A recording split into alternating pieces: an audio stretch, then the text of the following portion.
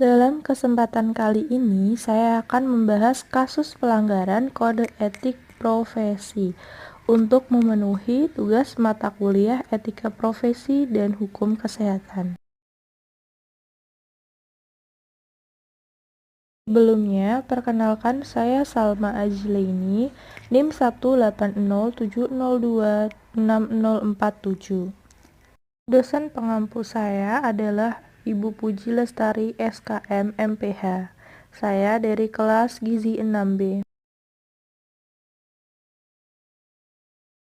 Berikut adalah kasus yang saya angkat. Kasus ini berasal dari salah seorang teman saya yang berinisial Tuan Y.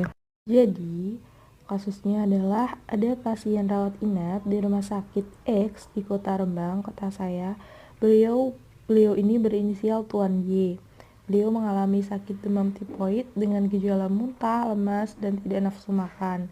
Nah, kemudian dengan gejala tersebut beliau dibawa ke rumah sakit dan ditangani oleh dokter. Juga diberikan intervensi dan konseling oleh ahli gizi.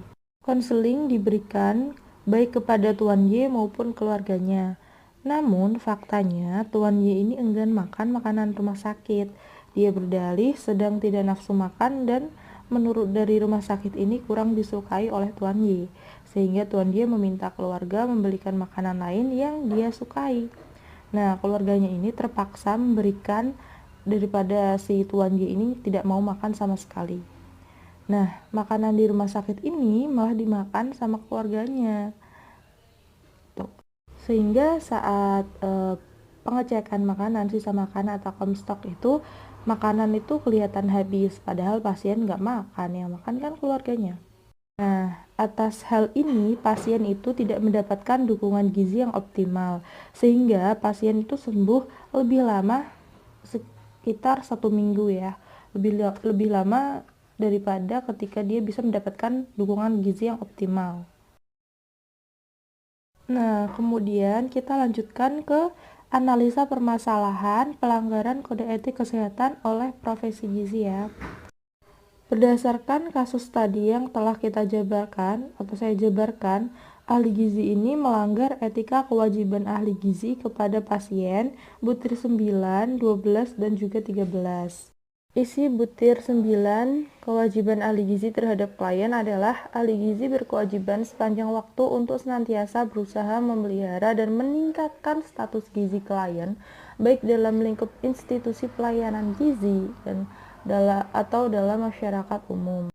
Yang dilanggar dalam butir ini adalah ahli gizi itu lalai sehingga menyebabkan tidak meningkatnya status gizi pasien.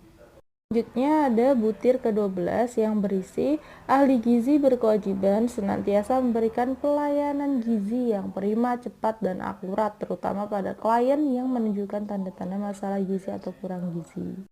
Yang dilanggar dalam butir ini adalah karena ahli gizi tidak segera menemukan masalah utama yang mengganggu asupan pasien selama di rumah sakit, sehingga penanganannya menjadi lebih lambat dan kesembuhan pasien menjadi lebih lama.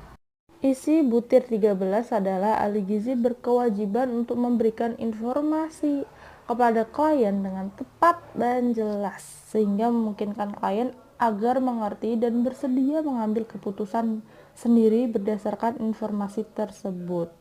Dan apabila dalam melakukan tugasnya ada keraguan dan ketidakmampuan dalam memberikan pelayanan maupun informasi yang tepat kepada klien, ia berkewajiban untuk senantiasa mengatakan tidak tahu dan berusaha berkomunikasi atau berkonsultasi atau bertujukan dengan ahli gizi lain maupun ahli lain yang punya kemampuan dalam masalah tersebut. Yang dilanggar dalam butir ini adalah karena ahli gizi selama konseling misal kurang berempati sehingga pasien ini tidak bisa tersentuh hatinya dan mengabaikan pesan dari ahli gizi terkait menu makan rumah sakit dan kepatuhannya. Solusinya apa? Solusi yang pertama adalah ahli gizi harus menjadi lebih cepat tanggap.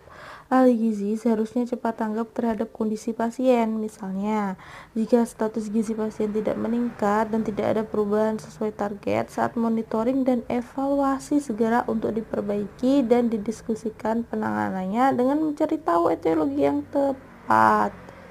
Dengan mengetahui etiologi yang tepat dengan cepat, maka akan bisa ditangani secara baik dan benar. Solusi yang kedua adalah pendekatan lebih, meningkatkan empati kepada pasien agar pasien dapat tersentuh hatinya dan mau melakukan perubahan sikap atau patuh untuk memakan makanan dari rumah sakit, sehingga pasien pun lebih terbuka dan jujur saat diwawancara pada saat monitoring dan evaluasi. Kalau kita bisa berempati, maka pasien akan merasakan juga dengan hati, sehingga pasien akan lebih terbuka dan jujur untuk kemudian bisa kita lakukan penanganan yang tepat.